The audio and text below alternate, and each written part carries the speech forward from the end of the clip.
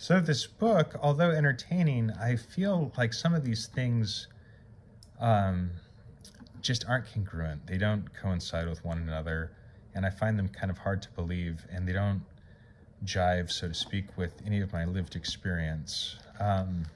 Which isn't to say that it's not possible, but time after time, we encounter stories that are improbable and inconsistent to her own other details provided.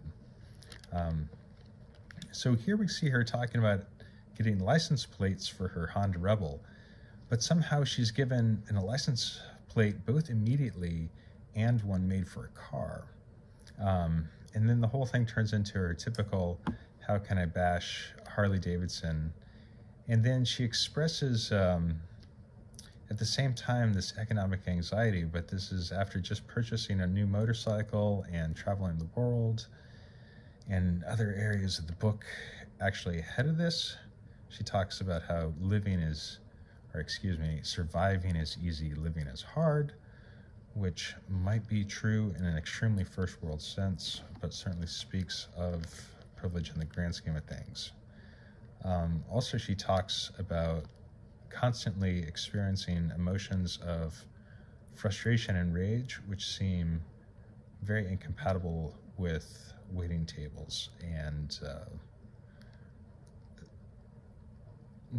being able to interface with people. On Monday, I discovered, after waiting on the bench at the RMV for an hour and a half, that the registration fees for the Rebel would be more than $100, and only personal checks or cash were acceptable forms of payment. So, how is she already this far in her life and she doesn't know that that's the only acceptable form of payment? And what about that Corolla that she said she purchased with her boyfriend together in California, but she kept it? That sounds a lot like her parents purchased it for her. I squeezed $76 out of my wallet and a little pile of change from my pockets before I admitted defeat and left the teller's window in dejection. I made my way out to the parking lot and circled the block, fuming with frustration. I mean, it's a pretty simple request that she could have seen by this time on the internet in advance.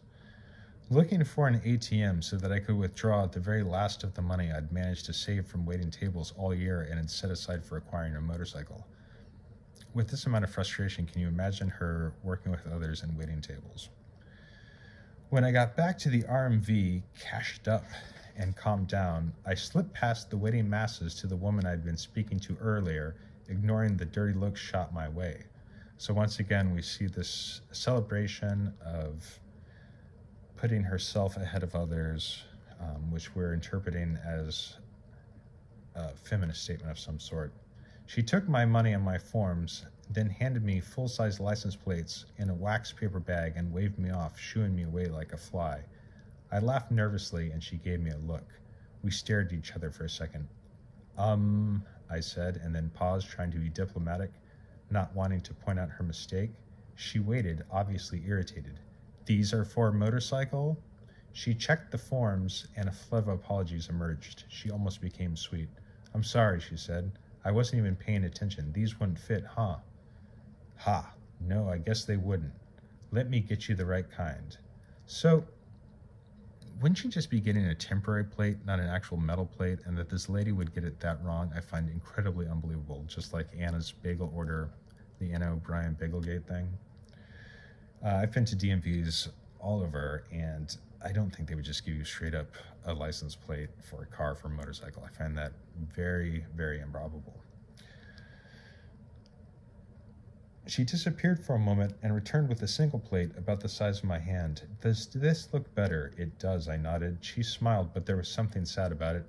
I used to ride on the back of my husband's Harley, she told me, as if the husband and the bike were both distant memories. I loved it. She had beautiful cheekbones magnified by enormous glasses frames. I imagined her in leathers, a decade or two younger, her arms wrapped around the waist of a faceless husband, roaring through some quiet rural town. She looked past me, and I wondered if we were imagining the same thing. I thanked her before I walked away and leaned across the counter for a second, palms flat on the cool plastic surface. You should get your own, I said, sans husband. Now that part I agree with. She laughed and shooed me away. You're cute, which is a recurring source of irritation for her. if I was a young thing like you, maybe I would. So it seems extremely strained. It puts vehicles, but a motorcycle is a vehicle of change, skipping ahead slightly. It puts wheels beneath the midlife crisis or a coming-of-age saga. But this is probably the editor at work, but clearly there's a ageism and a generational preference for which one of those is cool. Yeah, I don't know. But she goes home and puts it on with some zip ties. That part is believable.